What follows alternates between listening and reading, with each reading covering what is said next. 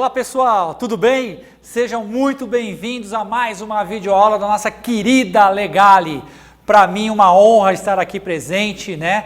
Obrigado por sua audiência, obrigado por estarem aí acompanhando mais uma videoaula. A gente faz essa videoaula, né, para poder, né, tirar algumas dúvidas, tratar de assuntos do momento, enfim, tratar de assuntos que são pertinentes à nossa profissão, né, nosso dia a dia profissional. Obrigado por vocês estarem aí. Hoje, um tema bastante importante e interessante. Vamos falar sobre empreendedorismo e gestão.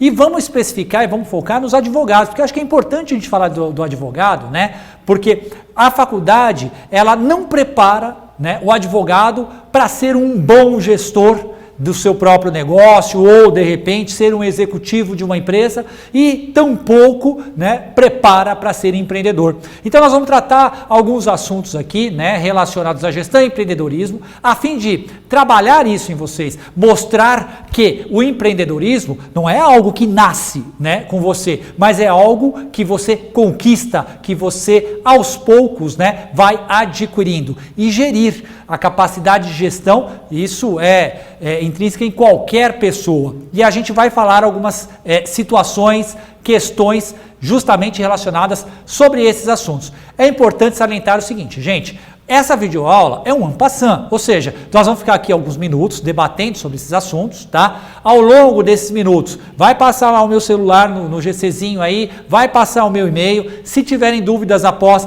podem me mandar sem problema nenhum, eu responderei a todos os questionamentos, quiserem me mandar por WhatsApp, não tem problema, tá?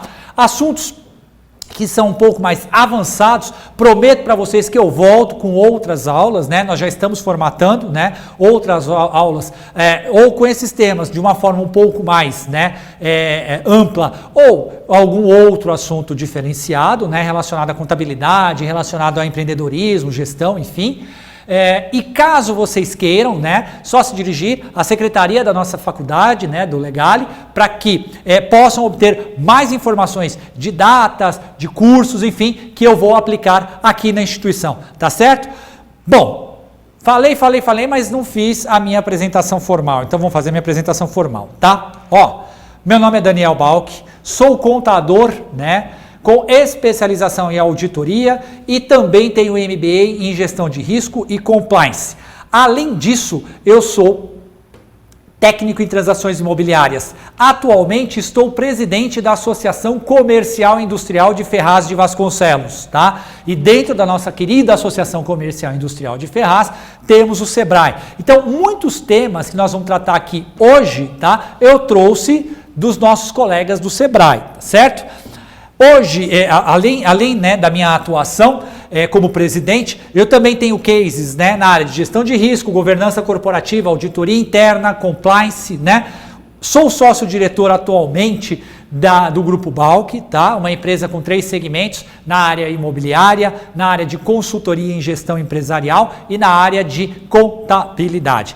E agora, nos próximos minutos, nós vamos estar juntos aqui, tá? Para tratarmos de um tema importantíssimo: empreendedorismo e gestão para advogados. E para advogado? Tá, vamos tratar um pouquinho mais de advogado, sim, confesso para vocês, até porque nós estamos na nossa querida Legale, né? E ela é notoriamente especializada, né, em cursos jurídicos. Sou um estranho no ninho aqui, porque eu sou contador, não sou advogado. Mas justamente o Legale me trouxe para que a gente possa dar essa pitadinha a mais aí, né, para os nossos queridos colegas.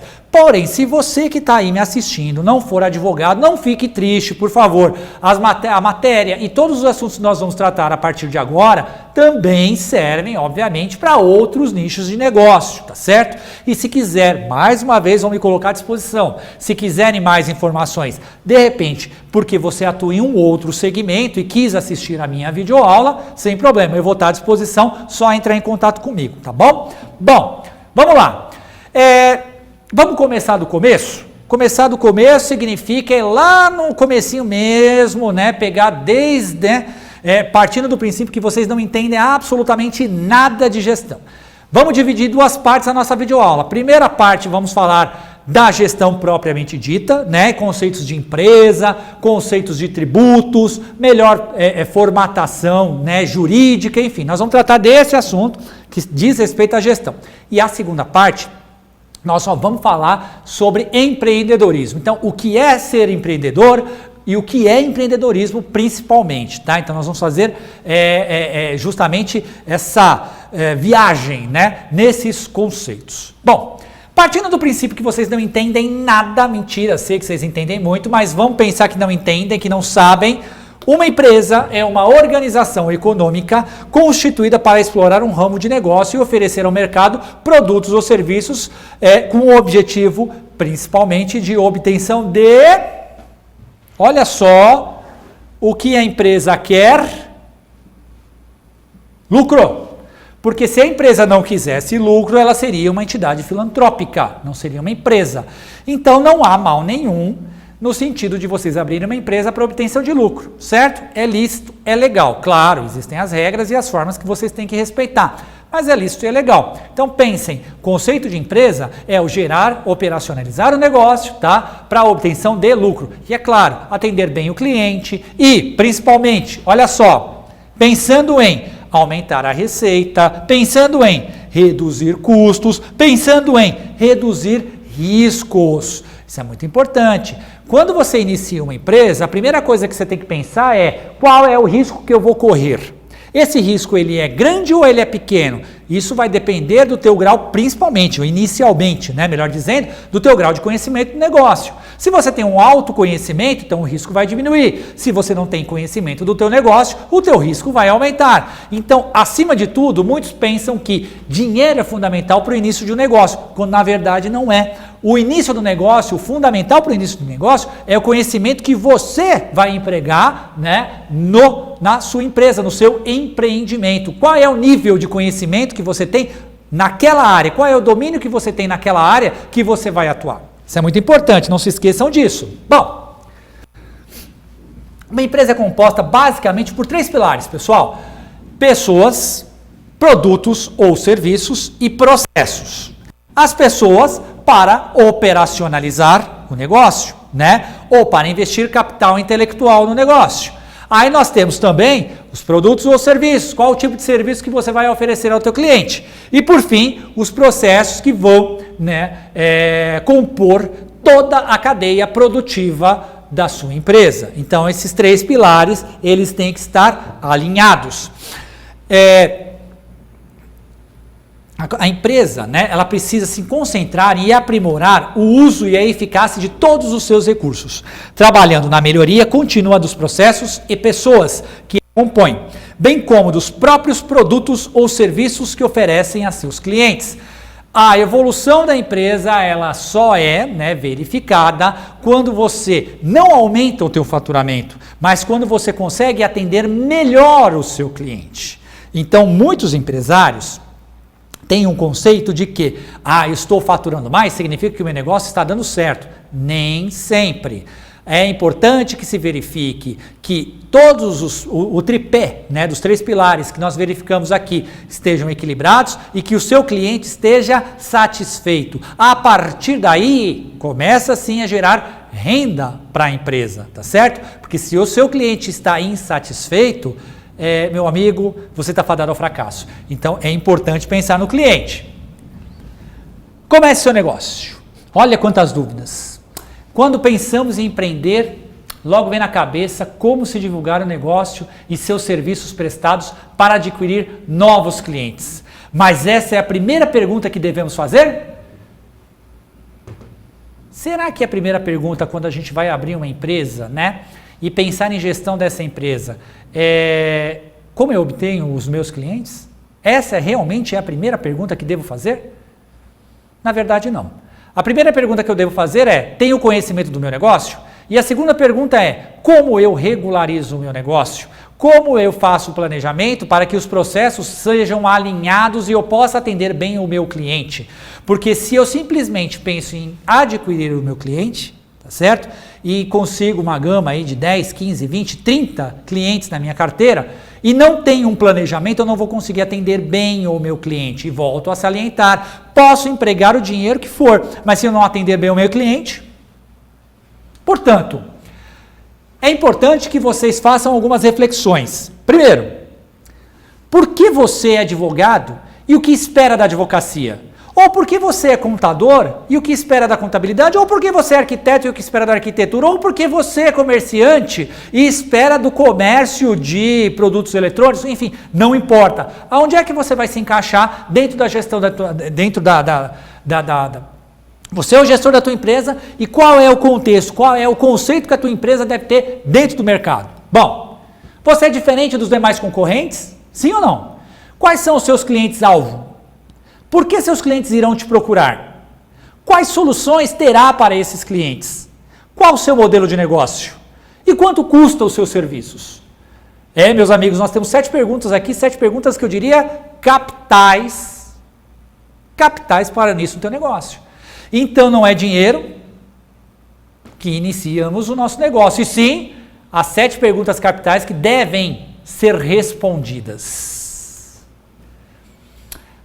Uma das primeiras questões que a gente verifica dentro da gestão da empresa é justamente, senhores, a importância de ser uma pessoa jurídica. Porque todo empreendedor, normalmente, ele começa como pessoa física, tá? Então vamos pegar como exemplo um advogado.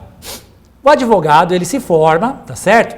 Aí ele pensa em abrir um escritório na casa dele. Normalmente é assim. Pega lá a sala, né? Acaba com a sala de casa e abre o escritório. Muito bem. Ele inicia o seu empreendimento como pessoa física, porque assim a lei o permite. Aí ele acaba verificando que algumas situações, né, acabam fazendo com que ele migre, né? E é isso que nós vamos verificar agora. Qual é o momento que ele deve migrar para uma pessoa jurídica, tá certo? Então ele inicia o seu empreendimento. A tendência de que ele obtenha sucesso, né? Ele faça as 7 perguntas que nós pensamos lá no slide anterior, as 7 perguntas capitais, né? Ele tem as respostas às 7 perguntas, começa a crescer o escritório, saia da sala, finalmente devolve a sala para a esposa, ou para o marido, ou para a mãe, enfim, e aí vá para o mercado, né? Abre o seu próprio escritório, né? E a partir desse momento ele começa a ganhar dinheiro e ele verifica que ele começa a pagar imposto demais.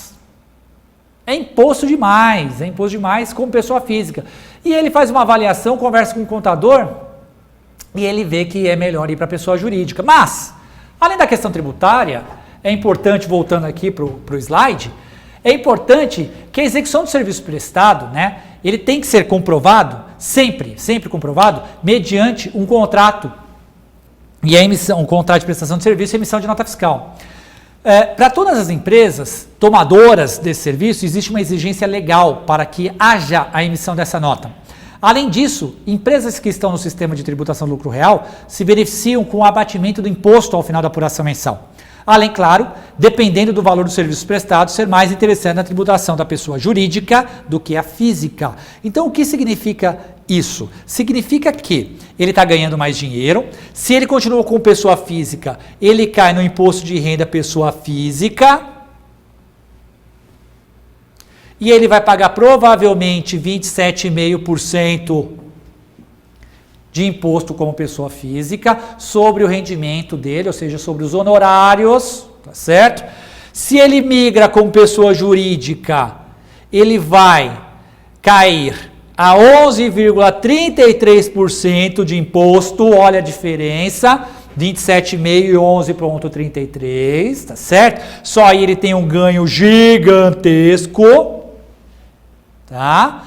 Mas além disso, as empresas, se você é um advogado ou um prestador de serviço e presta serviço para outra empresa, para outra pessoa jurídica, e essa pessoa jurídica é o que a gente chama, está no lucro real, o que ela vai fazer com a nota fiscal que você vai confeccionar ao final do seu serviço ou no mês, né, ao final do fechamento do mês?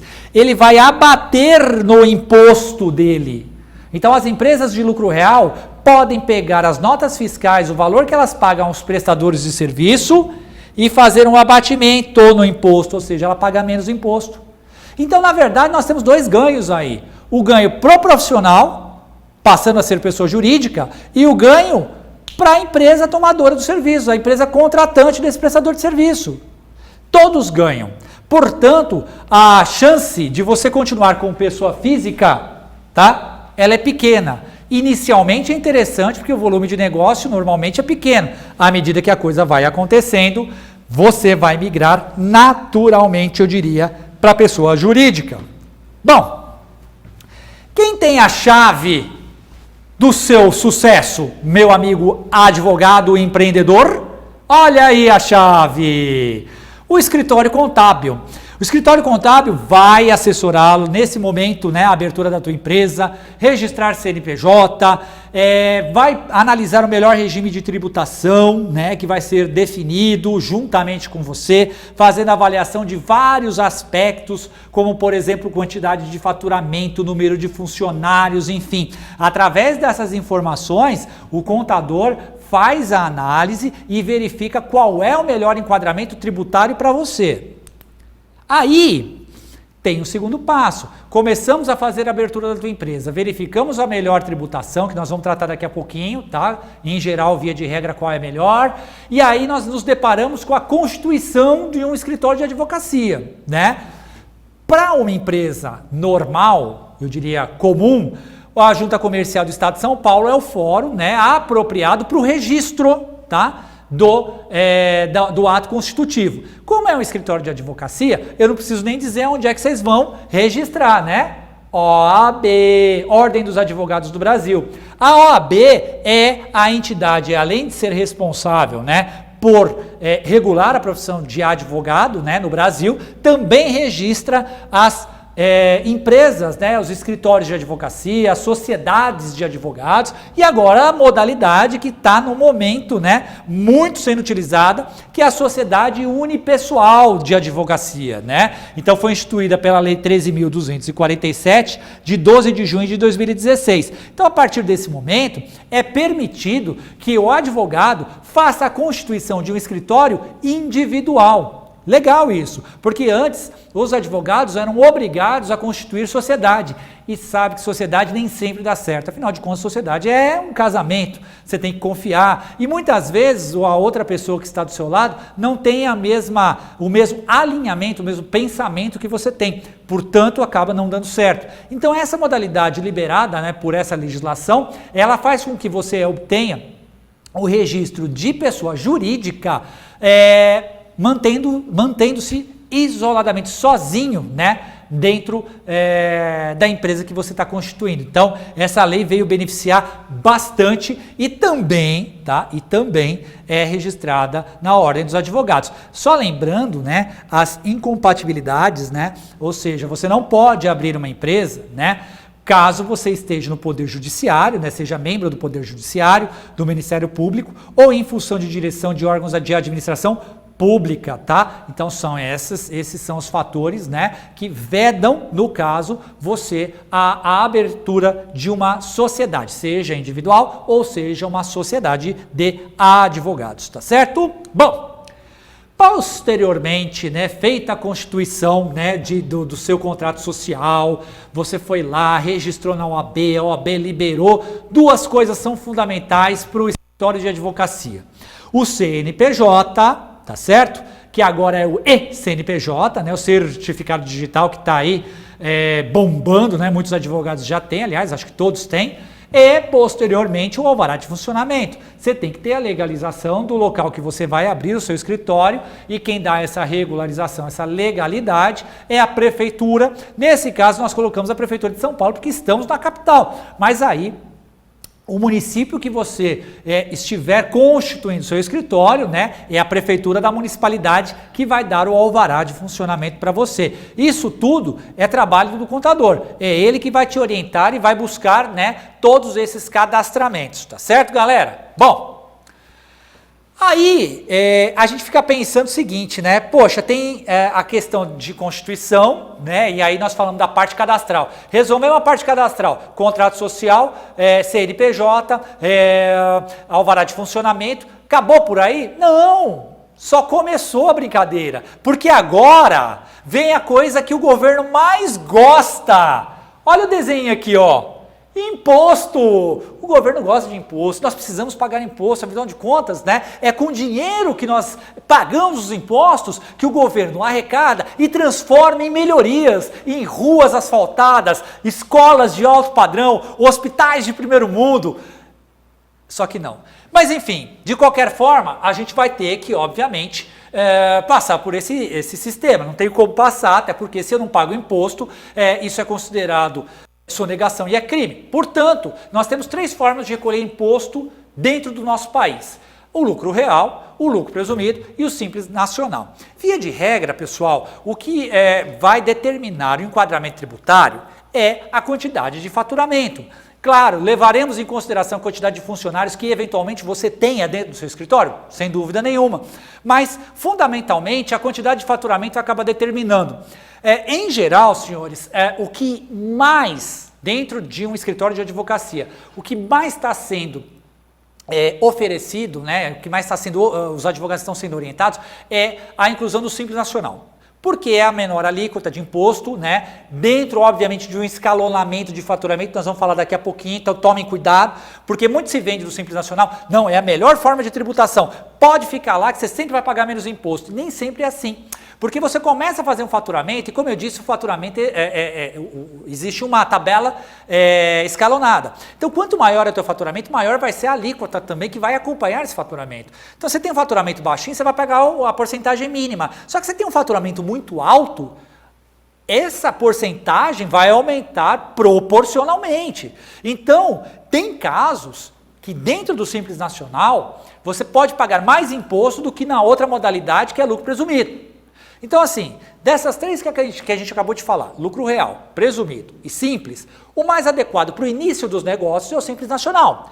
Posteriormente, o lucro presumido é o mais vantajoso, dependendo do teu faturamento. E o lucro real, para empresas de serviço, só se você for nível bem alto, assim, se tiver um faturamento muito alto para valer muito a pena o lucro real. Em geral, né, Simples Nacional e presumido são as 2 alíquotas mais utilizadas pelos escritórios de advocacia, certo? Bom, o Simples Nacional ele foi instituído pela lei complementar 123, né, de 2006 e depois pela lei complementar 147 de 2014, que fez algumas alterações. Inicialmente foi uma confusão muito grande, porque quando se fez, né, a autorização dos advogados para entrar no Simples Nacional, eles inventaram um anexo novo, né? E aí colocaram a alíquota inicial para os escritórios de advocacia na casa, né, de mais de 16%, 17%, quase 17%. E aí os advogados ficaram pensando, poxa vida, nós não podíamos entrar no Simples Nacional, agora a gente pode entrar no Simples Nacional pagando uma alíquota de quase 17%? Não tem cabimento, porque se eu estou dizendo que pelo lucro presumido eu pago 11,33%, né, qual a vantagem que a Maria vai levar aí? Nenhuma. Então houve, obviamente, várias discussões no Congresso Nacional, a OAB brigou bastante, né, a favor dos advogados, e aí mudou-se então o anexo, né, que os advogados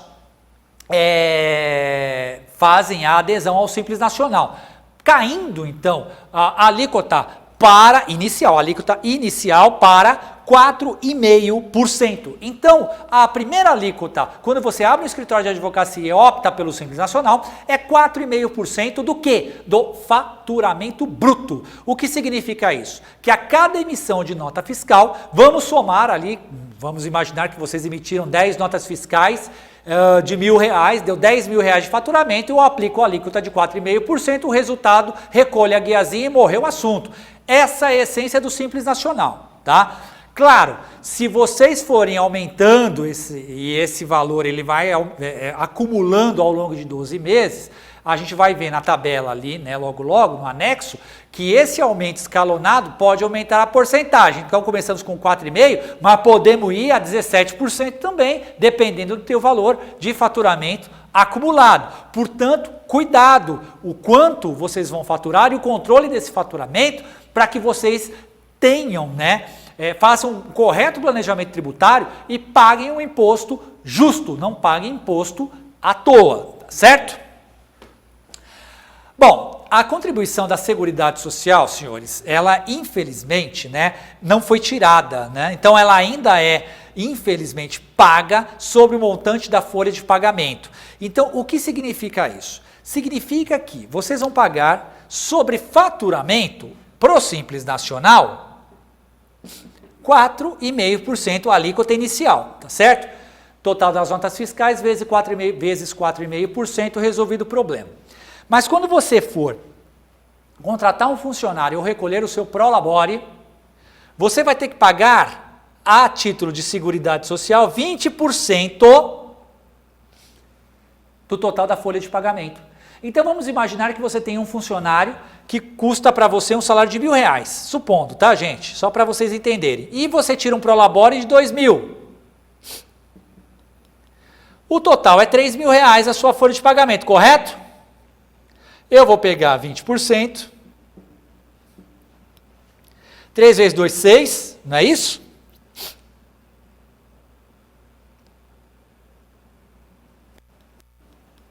R$600. Essa será a contribuição ao INSS sobre a folha de pagamento. Então, além da alíquota do Simples, vocês pagam ainda a contribuição do INSS patronal sobre a folha de pagamento. Isso não conseguiu se derrubar. Os comércios e indústrias, tá? Eles não pagam essa contribuição à parte, elas pagam dentro da alíquota do Simples Nacional, mas, porém, infelizmente, a classe de advogados ainda paga a parte, tá certo? Então, essa é a conta que deve ser feita no INSS. Bom, Simples Nacional. Vocês, advogados, né, estão entrando no anexo, a gente chama de anexo 4, tá certo? E outra, um detalhe importante, houve uma mudança de lei a partir de janeiro, tá? Vai haver algumas mudanças, algumas regras no Simples Nacional, e a gente, em tempo, vai trazer aqui a matéria, tá?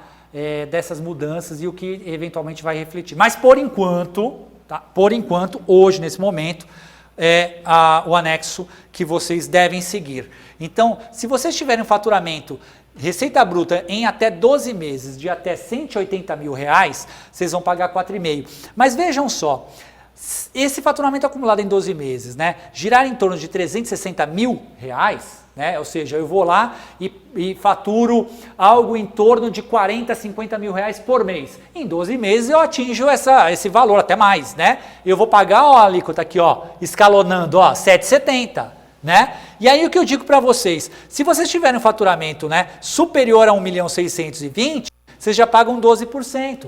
Então já não vale mais a pena o Simples Nacional. O que vale a pena?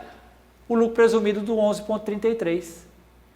Então tem que tomar um certo cuidado nesse controle de faturamento e fazer um bom planejamento tributário, porque nem sempre o Simples é simples e nem sempre o Simples é o menor imposto. Pode ser o maior imposto e o Simples vira complicado, tá certo? A fórmula do lucro presumido, ela é um pouquinho complicada, mas assim, basicamente, né, se vocês forem pegar o conceito, né, do lucro presumido no site da Receita Federal, eles vão te falar, olha, você vai pegar, né, 32% do valor total do faturamento, no caso do imposto de renda, e multiplica por 15%, e aí você vai chegar numa alíquota mínima, blá, blá, blá, blá. Resumindo a ópera, de tudo isso que a Receita Federal está falando aqui, ó, é 11,33. Então é 2,4 de imposto de renda sobre pessoa jurídica, imposto de renda de pessoa jurídica, 2,88 contribuição social sobre o lucro líquido, 0,65 de PIS, 3% de COFINS e 2% de ISS. Morreu o assunto, somou tudo, 11,33, acabou, tá? É que às vezes você entra no site da Receita Federal e eles colocam lá, e tem que colocar, né, porque é a regra da legislação, e aí você fala, meu Deus, como é que eu chego? Mas basicamente, né, se você chegar em porcentagens de valor final de faturamento, são esses que eu acabei de falar, 2,4 IR, 2,88 CSLL, contribuição social, 0,65 PIS, 2 ISS e 3 COFINS. Acabou, somando tudo, resolvido o problema, tá certo? Bom, e aí que foi que eu te falei, né? Acabei de falar para vocês isso, ó. E aí PJ 15% você pega da base de cálculo, depois multiplica por 32%. Gente, você vai ver isso no site da Receita Federal. É importante vocês saberem, mas no fringir dos ovos. Bom, falando ainda de gestão, nós falamos de tributo. E agora nós vamos falar de orçamento. Nós vamos falar da parte financeira, que muita gente não gosta, mas que é importante e vocês têm que, obviamente, gerenciar. Toda empresa, senhores, tem que trabalhar com uma coisa chamada orçamento e projeção. Orçamento e projeção, ele sempre vai estar dentro, né, do aspecto de planejamento estratégico e sempre vai pensar na tua empresa nos próximos 12 meses. Então, eu vou fechar agora o orçamento para o ano de 2018. O que a empresa vai fazer no ano de 2018? Quais são os investimentos? Redução de custo? E como é que eu faço essa projeção? De acordo com o que nós temos hoje, no que nós estamos vivendo hoje. E, obviamente, as expectativas que o mercado tem para o outro ano. Então, esse conjunto de informações fazem com que nós coloquemos tudo num processamento, geremos um relatório para preparar a empresa para o ano seguinte. Isso é orçamento. Orçamento, desculpe.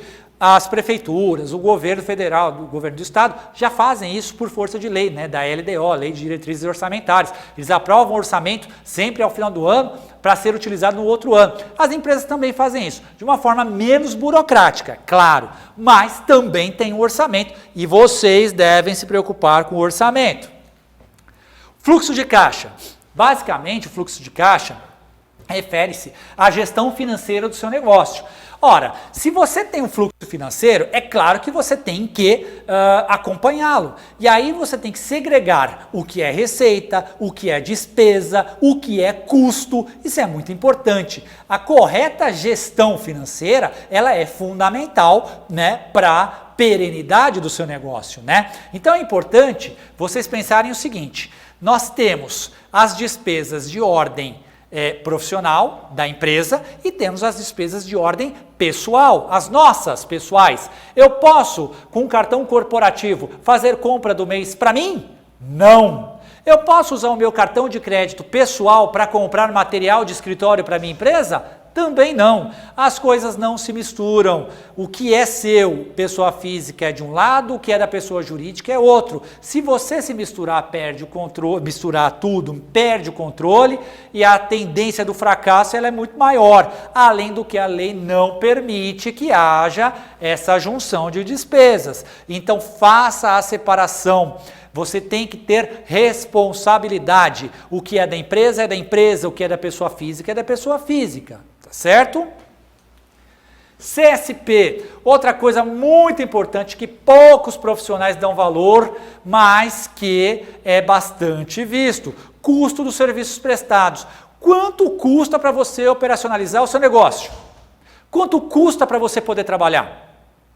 Abrir o seu escritório, né? O quanto você tem, né, como pagamento para funcionário, o advogado que você contratou, ou o estagiário que está atuando em um processo para você. Isso tem custo e isso obviamente tem que ser repassado ao seu cliente. O custo é o desembolso que você vai recuperar ele no valor dos seus honorários. A despesa é o desembolso que você não recupera, você tem que suportar, é o ônus do negócio, tá? Então o custo deve ser calculado a fim de que você consiga chegar no preço final do seu produto. E qual é o seu produto? Serviços de advocacia, tá certo?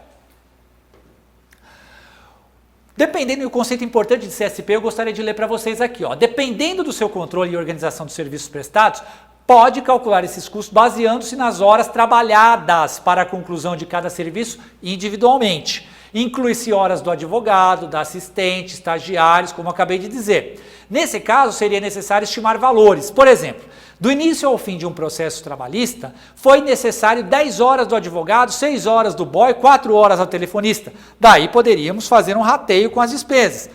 Qual é o valor do boy? Qual é o valor da telefonista? Qual é o valor do estagiário? Multiplica por 220, você pode fazer uma conta rápida, 220 horas que nós trabalhamos no mês, você vai ter um valor por hora, multiplica pelo número de horas trabalhadas. Conta simples, básica, mas inicialmente funciona. Claro que se o seu escritório, sua empresa começa a crescer demais, aí o rateio ele vai ser modificado e obviamente nós vamos empregar técnicas muito mais elaboradas para o cálculo do custo. Mas isso aqui é mais para vocês terem uma ideia, tá certo? Bom, chegamos na fase do empreendedorismo. E é interessante salientar o seguinte, porque até agora, senhores e senhoras, nós falamos, né, de gestão, uma coisa séria, tributo, custo, falamos de gerenciamento, o que é uma empresa, a parte cadastral, como você deve fazer a regularização da sua empresa, né? E agora nós vamos falar, não que seja um momento alegre, mas é um momento de descontração. Porque assim, normalmente a gestão ela é séria, e ela tem que ser, né, séria, responsável, né, aquela coisa sisuda. O empreendedorismo ele já é diferente. O empreendedorismo ele é mais alegre, ele é mais contente, ele é mais dinâmico, né? Ele traz, né, ele aflora o que tem de melhor, né, do empresário, do gestor, né? É aquele momento que você influencia e é influenciado, né, por fatores externos, por pessoas que estão do seu lado, por ideias, é aquele momento que você sente vontade de fazer algo e faz, e aquilo acaba dando certo. E é importante ser empreendedor. O brasileiro tem por característica ser empreendedor. Essa característica, ela não existe em nenhum outro povo do Brasil, em nenhum outro povo do mundo, melhor dizendo, desculpem. Para vocês terem uma ideia, eu não tenho números oficiais, mas o povo alemão, ele é um povo que não gosta de empreender, ou empreende muito pouco. Eles preferem trabalhar, fazer um plano de carreira dentro de uma empresa, né, trabalhando como colaborador, né, então a proporção da população alemã é maior para trabalhar como colaborador, né, fazendo um plano de carreira dentro de uma empresa, do que abrir o seu próprio negócio. No Brasil é invertido. Quantas pessoas os senhores já ouviram, né, de que falam, não quero mais ter patrão, chega de patrão, isso é uma porcaria, eu quero mandar meu patrão catar coco. Muitos, né? E eu quero abrir meu próprio negócio. O grande problema é que essa veia, né, de empreendedorismo do brasileiro, ela não vem agregada com a gestão. E por isso que nós aqui, né, do Legal, nos preocupamos em formatar uma videoaula como essa, primeiro trazendo a sisudez da gestão, mostrando a importância, né, de gerir bem o negócio e a responsabilidade que né, o ônus e o bônus de ter o negócio. E posteriormente a gente falar do empreendedorismo, né, que é a arte, né, que é a parte gostosa, vamos dizer assim, prazerosa do nosso negócio, né, as inovações, entre outras coisas. Porque tem sim a parte gostosa, legal, mas tem a parte de responsabilidade, a parte séria. Nós temos uma responsabilidade muito grande, porque temos que ter perenidade em nosso negócio. Nós não podemos abrir e achar que daqui a 5 anos nós vamos fechar ou até menos. Nós temos que abrir e esse negócio ser perpetuado, ou por nós, ou por nossos filhos, ou de repente por outras pessoas que ao longo do caminho profissional a gente acaba acrescentando dentro da nossa empresa, tá? O empreendedorismo, né, uma das veias do empreendedorismo é essa. E olha só, o que é empreendedorismo? Empreendedorismo é a arte de fazer acontecer com motivação e criatividade. Empreendedorismo não é ciência nem arte, é prática. Então eu tenho que estar motivado, eu tenho que ter criatividade, tá? Eu tenho que ter uma veia de criatividade, sabendo que não é a ciência, o empreendedorismo, mas é a prática. Então eu me motivo, tá certo? Eu crio algo diferente e boto em prática na minha empresa. Agora, essa criatividade, ela precisa necessariamente ser criada naquele momento. Eu não posso, de repente, pegar um modelo de uma outra empresa ou de algum outro segmento e tentar aplicar. Eu verifico que tem aplicabilidade no meu negócio. Eu não posso fazer isso. Isso não é empreendedorismo? Sim, é claro que é empreendedorismo. E vocês devem fazer isso. A criatividade não está restrita só a novas ideias, mas a ideias melhoradas também. O que é empreendedorismo? É o estudo das características e comportamento do empreendedor. É o foco na pessoa. Empreendedorismo é um comportamento e não um traço da personalidade, segundo Peter Drucker. Bom, se empreendedorismo é um comportamento e não é um traço da personalidade, significa que o que eu falei lá atrás, de que ninguém nasce empreendedor, mas ele se torna empreendedor ao longo do tempo, está correto. Peter Drucker acabou de confirmar a minha tese. A minha teoria está certa. Então as pessoas, né, tem muitos que me procuram, falam, poxa professor, eu vi a tua aula, né? Ou então eu vi você lá na associação comercial, dando uma palestra e dizendo sobre empreendedorismo, super motivado, né? Falante, mas eu não sou assim, eu sou quietinho. Eu sou introspectivo, eu sou tímido, eu não consigo falar em público. E eu digo sempre, você está nessa condição, você não é assim, você está. E dá para se preparar, e dá para melhorar, e dá para perder esse medo, e dá. É só você ter vontade, é só você querer, tá? Ninguém nasce sabendo, e eu não cheguei aqui onde eu estou falando agora com os senhores, né? todos aí no conforto do seu lar, ou de repente no seu trabalho, ou no seu tablet, enfim. Eu não cheguei aqui para falar com vocês e eu já me criei assim, né? Já nasci falando, não. Eu também tive dificuldades. Eu também, foi uma coisa muito complicada na época de escola, ter que fazer aqueles seminários. Na minha época tinha muito seminário, né, que os professores empurravam pra gente odiava, né, que tinha que fazer apresentação. Mas isso é importante, me fez o profissional que eu sou hoje. Não sou o melhor profissional, mas eu dou pro gasto, eu sou um bom profissional. Né? E esse processo, e onde nós estamos, né, senhores, nós somos profissionais da informação, querendo ou não, e se nós não temos essa desenvoltura, se nós não desenvolvemos isso, né, nós não vamos ter sucesso nos nossos negócios. Tá? Então o empreendedorismo é isso, é quebrar as amarras, é tirar essa algema, essa bola de ferro que está no teu pé, né, que faz você se segurar e você ir para frente, você andar, evoluir. A essência da vida, senhores e senhoras, é a evolução.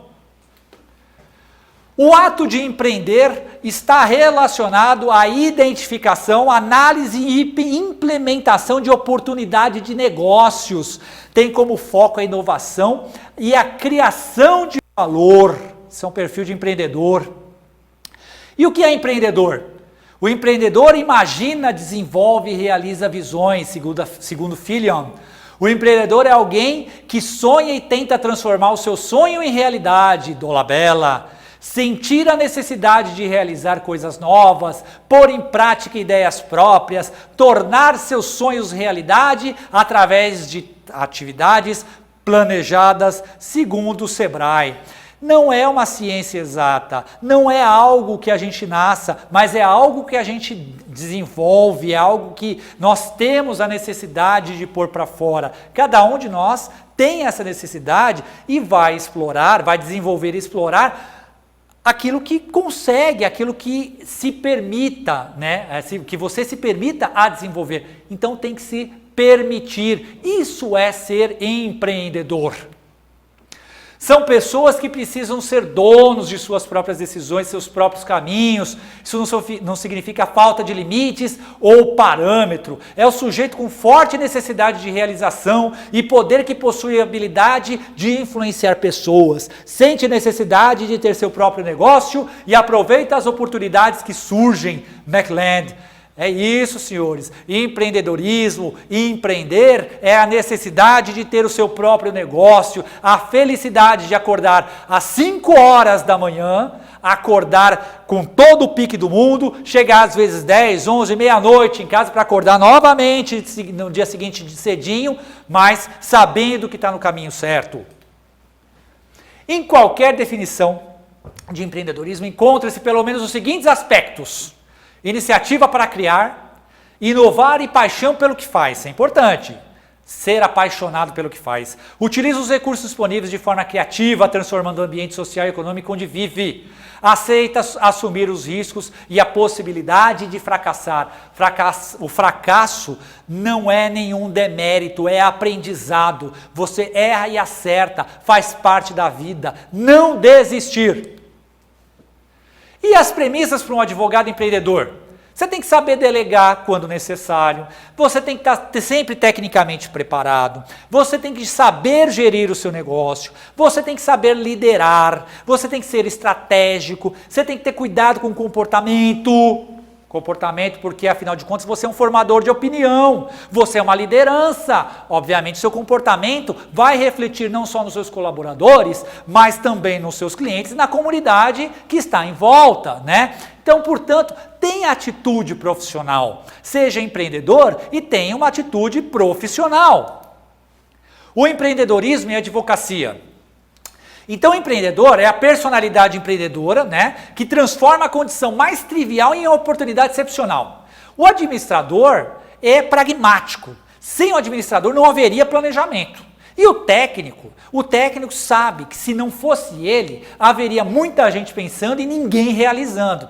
Olha só que coisas diferentes, mas que se complementam e que se você junta isso tudo num caldeirão e consome, você é e sempre será um baita profissional, um profissional destacado no mercado. Olha só, eu vou dar umas dicas importantes para a gestão do seu escritório. Olha só, Teste antes de implementar, faça a gestão de tempo, pratique a gestão estratégica, a gestão de processos, a gestão de informações no seu escritório, desenvolva o seu negócio, crie produtos jurídicos, forme parcerias estratégicas, pratique a gestão financeira, pesquise e ouça os seus clientes, seja didático, faça marketing digital e saiba vender. Duas coisas, todas são importantes, mas duas coisas fundamentais. Você ser didático. Advogado tem uma mania de querer ser data venha e falar juridiquês. Seja uma pessoa mais simples possível. Fale com termos que as pessoas entendam. Você está ali e você é o profissional de informação. A pessoa tem que entender o que você está falando e saber vender. Muito advogado não sabe vender. Advogado acha que ele é o importante e ele é o fundamental e que o cliente vai contratá-lo por isso. É uma inverdade.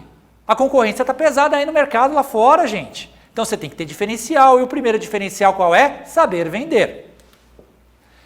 A credibilidade de seu negócio está em falar a verdade. A verdade é filha do tempo, não da autoridade. Segundo Francis Bacon. Senhores, falem a verdade. Só isso. Não enrolem, não enganem, não omitam informações aos seus clientes. Falem a verdade. O melhor profissional do mundo fala a verdade. Negociação de honorários, que aí está uma briga violenta. O que você deve fazer, senhores? Negociar. Fazendo uma contraproposta, porque o choro faz parte do negócio, né? Fazendo uma contraproposta que implicará necessariamente em baixar o seu preço. Ou não negocie e recusa o cliente. Ou comunica o valor para vender seu serviço pelo preço originalmente oferecido. Enfim, são 3 situações que você pode fazer, é lícito, é legal, bacana, só que você tem que adotar qual estratégia, né, que seria mais adequada ao seu plano de negócio. Baixar um pouquinho mais o preço? Não quero baixar o preço, eu atendo pelo meu preço? Ou não, se de repente você quer fazer uma negociação e aí você demonstrar, né, que o custo-benefício vale a pena para o seu cliente. A decisão é sua. Uma coisa que está sendo muito empregada é o capital intelectual. Hoje, senhores, o capital intelectual aliado ao capital humano, ao organizacional e ao relacional faz com que a sua empresa seja diferente no mercado. Capital intelectual, sempre aprender, sempre se reciclar, trazer novas técnicas, isso é importante. Se especializar sempre naquele, se você é trabalhista, saiba tudo da área trabalhista, se você é tributário, saiba tudo da área tributária, mas não tente ser aquele profissional que sabe um pouquinho de cada coisa, não existe isso. A especialização, ela é fundamental. A prospecção de clientes. Qual nicho de mercado que você deseja atingir? Já se fez essa pergunta? El que trata de venderle todo a todos, termina vendendo nada a nadie. Ou seja, eu sou um profissional que atua em todas as áreas, eu vou pegar todos os clientes e eu vou vender tudo. Existe esse tipo de profissional? Não. Se você tentar ser esse profissional, vai cair em descrédito, vai acabar com o seu negócio, não será contratado. Cuidado, qual é o nicho de mercado que você vai atuar? É importante, senhores, e ajuda muito, mas muito mesmo na prospecção de clientes. Faça palestras, use podcasts, livros, né? Se vocês puderem e tiverem oportunidade de escrever livros, artigos, participar de ser um participante atuante em associações de classe como a OAB, por exemplo, grupos online, que é importante tirar dúvidas, né? Redes sociais. As redes sociais, senhores, hoje, elas são utilizadas não só, né, para conversas triviais, mas para conversas profissionais. Nós temos LinkedIn, fazer propaganda, porque tem que ser dito. LinkedIn, Facebook, Instagram, Twitter, utilizem isso ao seu benefício profissional. É importante, as pessoas vêm e demonstrando a sua capacidade técnica e intelectual, com certeza vocês vão agregar mais clientes à sua carteira. Marketing digital. Já pararam para pensar num blog? Aqui, ó. A melhor forma para vocês mostrarem ao público-alvo, né, é um blog especializado com um tema que seja confortável a vocês dentro da sua área de atuação e especialização. Escreva um blog, é importante.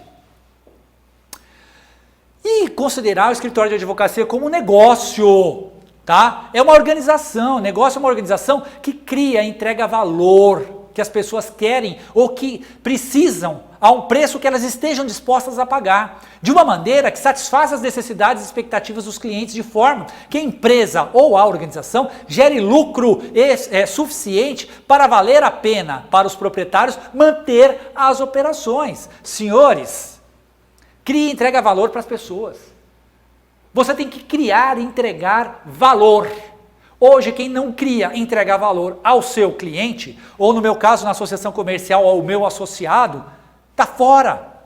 Eu tenho que criar e entregar valor. Nunca se esqueçam disso. E dicas importantes, senhores. Como você pode ver, abrir um escritório de advocacia não se resume, e aliás não só escritório de advocacia, mas qualquer negócio, né? Não se resume a entender de direito ou de outras especializações e ter casos para atender. É uma tarefa que vai muito além do direito. Necessita planejamento e acompanhamento contínuo. Ajustes devem ser feitos sempre que necessário para não comprometer as metas e objetivos iniciais. Lembre-se também que você não precisa deter o conhecimento na íntegra de cada área. Você precisa sim ter uma noção geral do todo para melhor conduzir os assuntos e negociar. Em caso de dúvida, procure a ajuda de especialistas. Afinal, vivemos em tempos de colaboração. Tempos de colaboração, parceria, isso é o mais importante. Busquem parceiros de confiança e tenham, na nossa faculdade Legale, um ponto de apoio e o respaldo que vocês necessitam para o mundo lá fora, que é muito complicado. Eu quero desejar a todos bons negócios. Muito obrigado pela presença virtual, pela atenção de vocês. Como eu disse, foi uma honra estar aqui com vocês, podendo falar de empreendedorismo, podendo falar de gestão. É uma área que muito, mas muito me agrada. WhatsApp tem aí, passou para vocês, e-mail passou para vocês também. Quiserem entrar em contato, outras informações na secretaria da nossa querida Legale. Em breve voltarei com outros cursos, com outros temas, para falar aqui, para debater junto com vocês. Agradeço demais a paciência e se Deus quiser, fiquem com Deus, e se Deus quiser, em breve estarei de volta. Até logo, pessoal!